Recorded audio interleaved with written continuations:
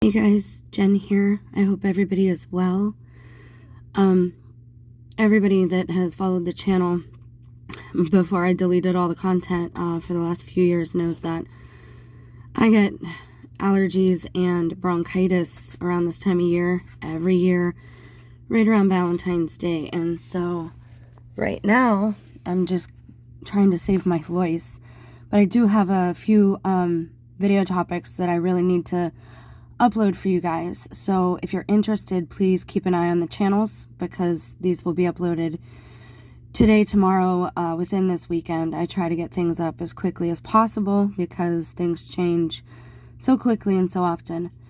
Now we're going to take a pause because we're doing a little mini series on the LDS Church, the Book of Mormon, and how it relates to the LDS Church. But I wanted to prove something to myself and to you all.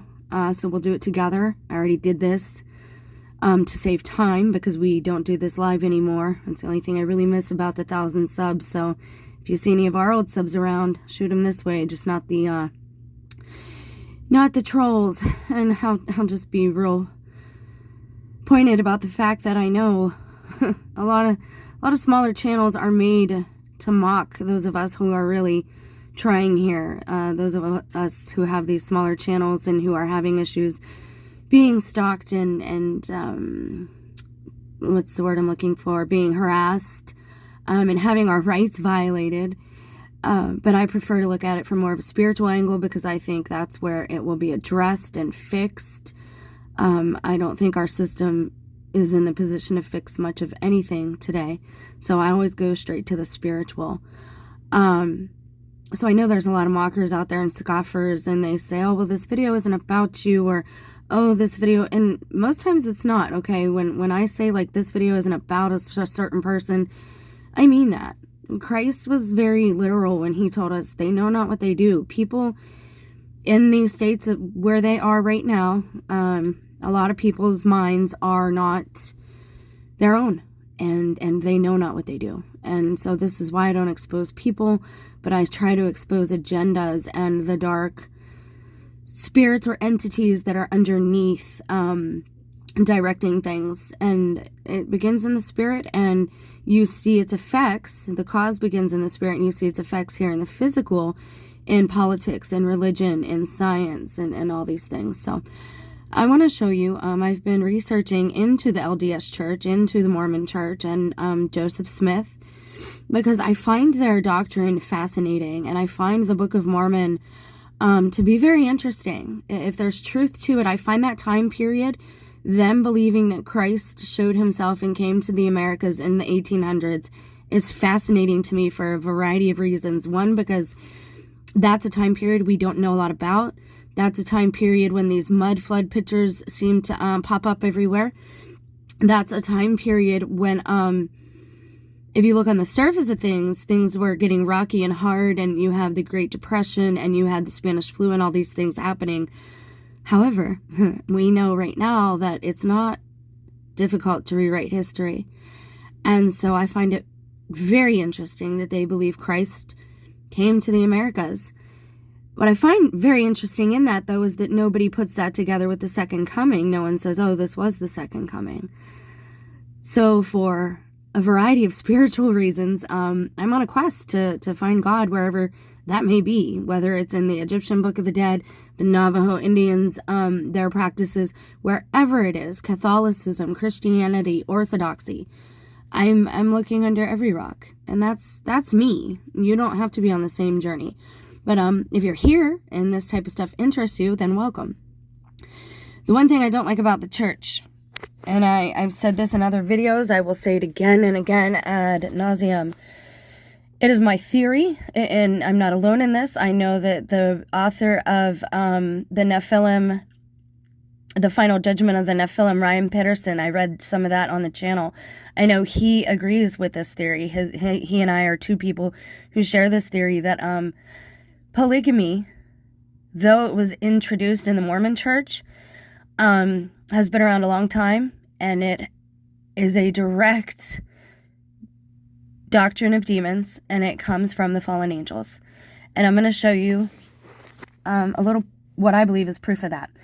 John Dee was an English mathematician. He is a lot like Nostradamus, right? He is an astronomer, astrologer, teacher, occultist, and alchemist. He was the court astronomer for and advisor to Elizabeth I. He spent much of his time on alchemy, divination, Hermetic philosophy, and antiquarian. He had one of the largest libraries in England at the time. Now, let me pause there. A lot of these things are practiced in the Old Testament, and again, you got to go back to the old etymology that is used, which did not mean the same thing in the Bible that it means today. The KJV was greatly altered after the Protestants broke away from the mother church of the Catholic Church, so they don't have all of the books. So, if you're on a quest and you really want to fill in these blanks of history, you have to understand these things.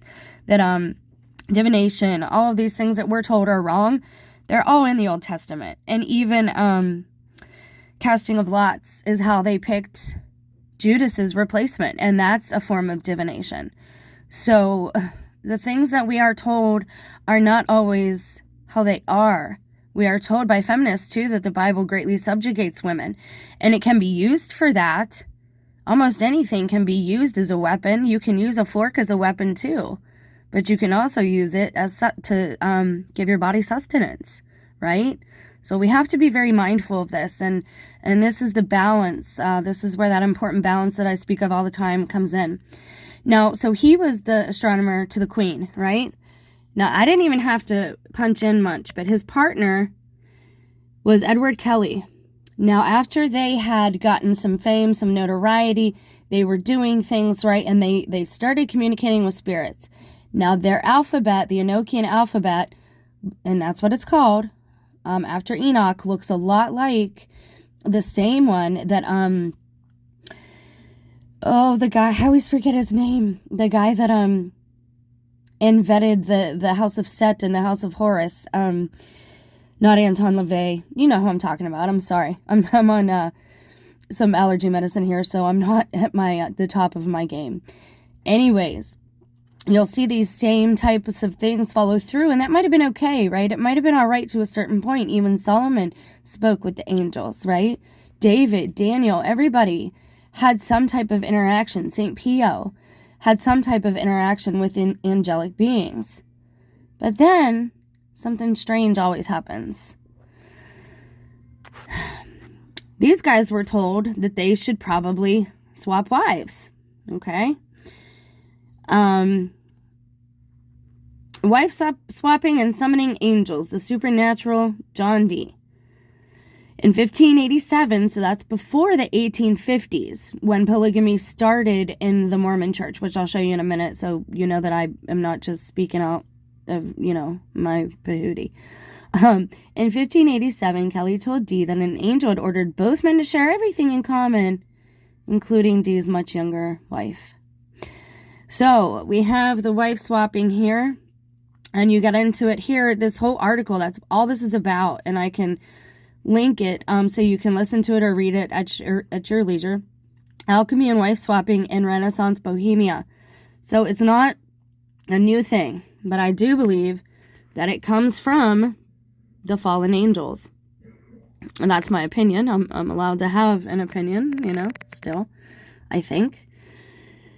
Okay, so what was the other thing I had to show you? John Dee. Oh, no. It was John Smith. I'm sorry. Joseph Smith. Jeez, Jen. Allergy medicine really does a number. Polygamy in the...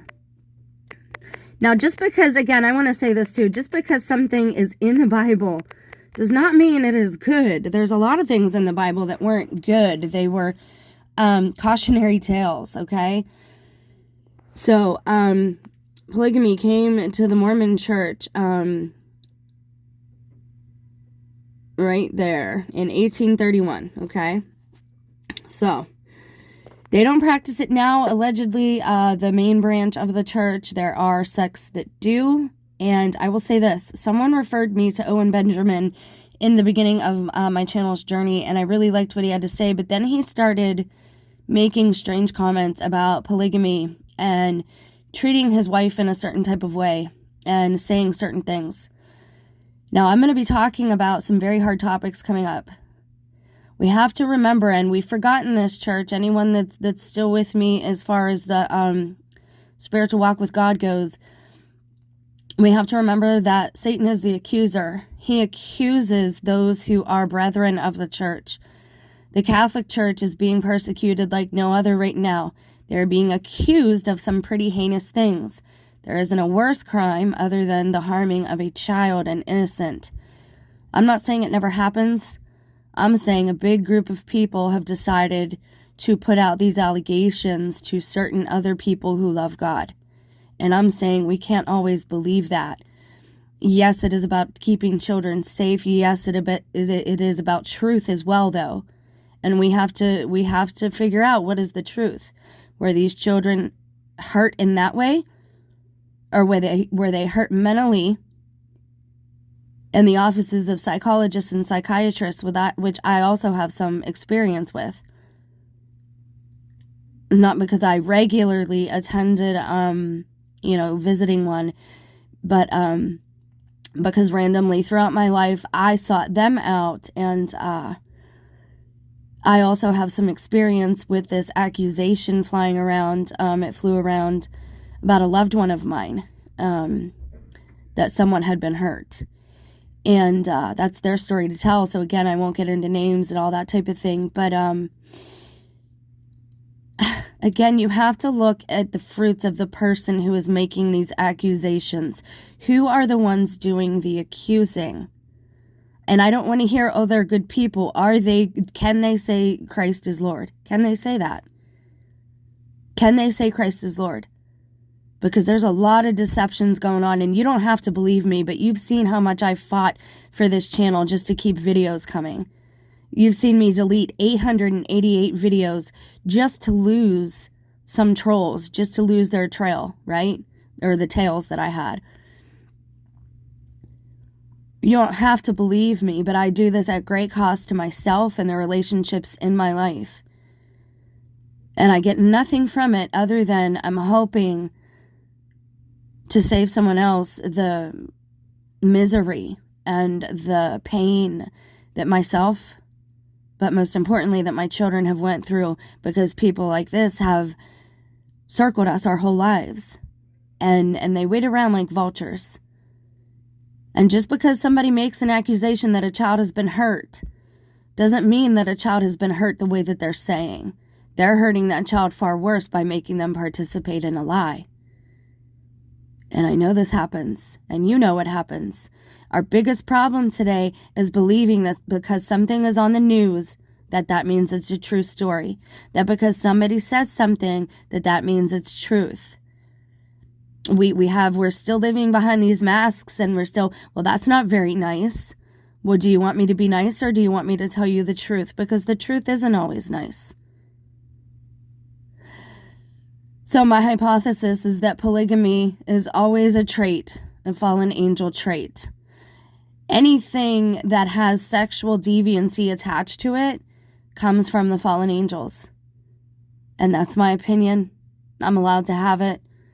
God is the authority above me, and there is no other authority as far as I'm concerned, because everyone is out of order and none of them know what they do anymore.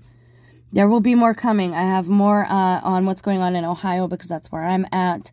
And so, of course, I have things to say about that. It'll be a short video, though, and I'm going to try and get to a live within the next couple of days. I love you guys. More very soon. Bye.